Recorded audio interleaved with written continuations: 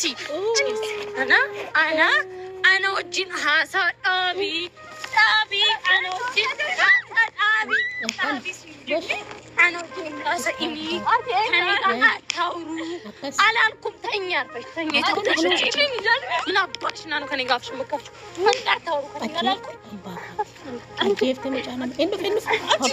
ዋው አዩን ጉማሼ ባፈቴ ጅርት በገሬብዴ በቀቀጠቀጤ ዱጋ ረቢ በቀቀጠቀጤ ማል ቢጀናም በጉመ ሬበምቴ dhiifama hin gaafatin reebamtee baguma dhiifama hin gaafatin garuu ergi reebdee kaate ergi gumaa kee baafattee kaate jechuudha dhiifama yoo gaafatte rakkoo hin qabu jechuudha ammaan achitti dhiifama yoo gaafatte rakkoo hin qabu jechuudha maaliif jennaan kunoo siistemii yaa rabbii kiyya afshaalummaa difti qoonxaa dhimmisee bishaan hambisaa inni jedhan kana dhabar dhugaa rabbii afshaalummaa seenisti sistema seeni itti fayyadamte jechuudha mucayyoo kana gurbaa hojii waamte amoo hojii waamte jechuudha itti fayyadamte na dhukkuba jettanii qaxaqaxxe qabaatti wallaan arribaadde garuu nan akkoo rashitititna jedhe gaafa seen na dhukkuba jettu isuma ni ilaalaa jiru isuma seen nutti himte garuu dhugaanatti fakkaate wallaa hedduu tokko rifadhe nan akkoo rashititna jedhe osuma beeku jechuu akkuma seen muudiitti qabachaa jirtu osuma beeku nan dhakiyyarraa na ollate jechuudha. Gaafa isheen achi lafaa kaatee dubbadhu gaama qabaatti si argadheette leenca baay'ee haadhese sodaan qabdu bar dhugaa rabbii utuma kan akka isheetiin baay'ate yoona oromoon bilisoomte bar dhugaa rabbii yoona oromoon bilisoomte isiniin jedha bar leenca akka kanaa qabaachuun bar leenca dhiira caalti bar dhiirri maanni dhiira caalti jechuu gaafa inni irraa qabuu dhufe jechuu mucaanii gaafa inni irraa qabuu dhufu isalleen albaafti haadhese. Dudda keessa abootteedha abootti battee dudda kana keessa fuudhettee dhugaa mataa gadi qabate ana akkattiin si beeka kanaafitu na waamteedhen baga baafatte reebamtee galtiire ana dheengadda akkatti garaan kiyya na gubate rabbum anumatu beeka akkatti garaan kiyya na gubate anumatu beeka jechuu sanuun lama taa'anii qabatanii jechuu reebanii sokkanii akka itti gubadhee rabbi beeka har'ammoo akka itti gammade dhugaa dheengadde gaddaa viidiyoo haasee abshire kaa gumaa keen baafattaan jedheen dhugaa rabbii akkuma jedhe kunoo rabbiin milkeessee jechuudha gumaa ishee baafattee jechuudha baga qaxaqaxe baga reebde leenca tiyya jabduu tiyya sanyi leencaati bar dhugaa rabbii sanyi leencaati bar sodaa hin qabdu waa'ee tokko sodaa hin qabdu jechuudha baga qaxaqaxe shoo baga irraa gashiite iseen maala mataatee dhuftee reebde. Abshaalummaa siistemii isheen fayyadamtee dhuftee na dhukkuba haqe bishaan fidi jetteeni of biraa deemsifte miskiina tiyya fiige kusukkusee bishaan fiduu haqesee laxxatti lafaa ol kaatee jechuudha kana maali abshaalummaan kanadha barra kana akkasitti jiraachuun kana barra kana ayyuun nu boonsiti gaafan isiniin jedhu naman dhageessani gaafan ayyuun nu boonsiti ayyuun intala keenya jabduu keenya gaafan jedhu bakka dhiiraatti ilaallanna bara bakka dhiiraatti ilaallachuu qabnaa jechuudha yeroo ammaa kana. Argitan miti akkasitti dhiira gashitu akkasitti dhiira lubbuu qabdu jechuudha dhiira akkatti sodaatu argitan miti amma namni ayyuuba karaa irratti argee fiigee ximbiriiree badaa jechuudha dhugaa rabbii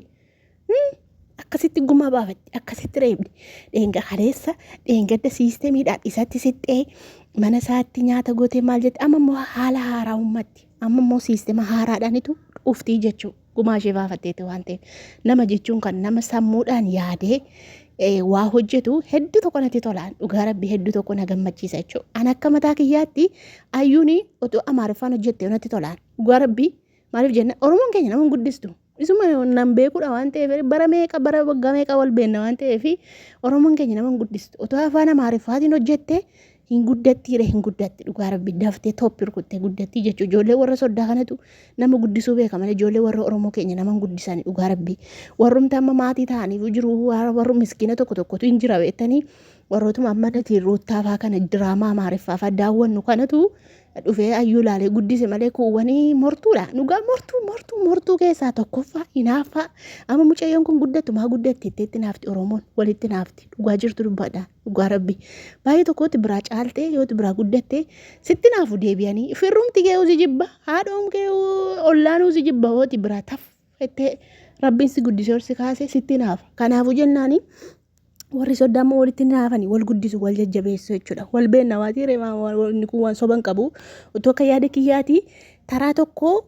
afaan amaariffaatiin haasoftee taraa tokko immoo oromiffaan haasoftee wallahi battala guddatti yoo malakkii afaan koon jijjiiruu afaanuma jalqabeen guddadhaa yoo jette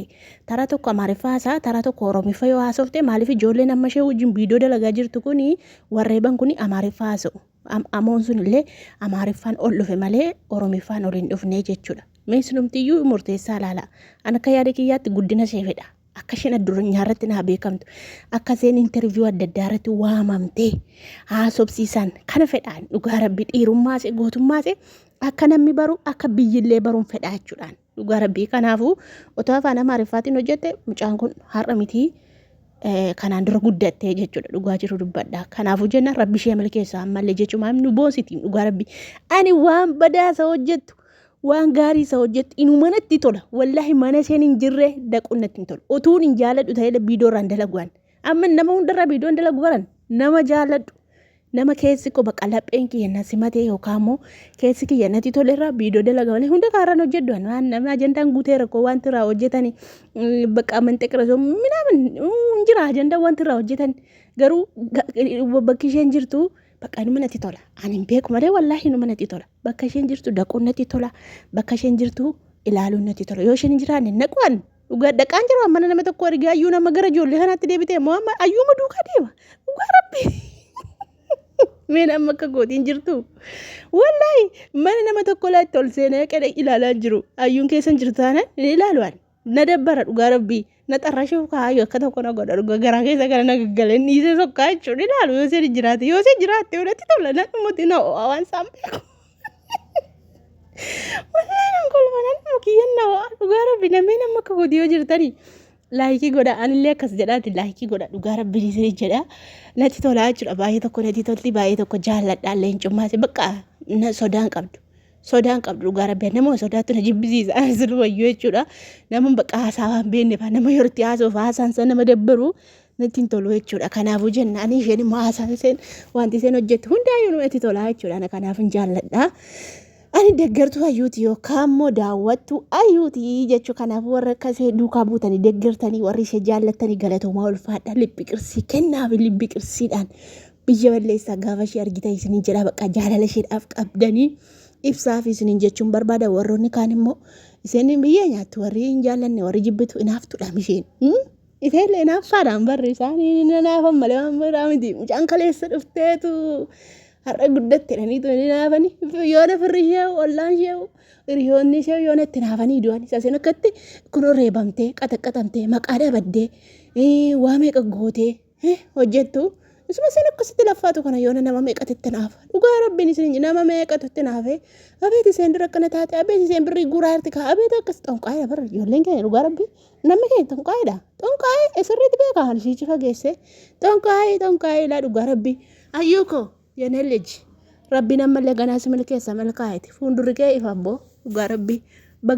bagarra aante yeta abbaatunis muudee akkatti namatti qabatu silaawu haadha ishee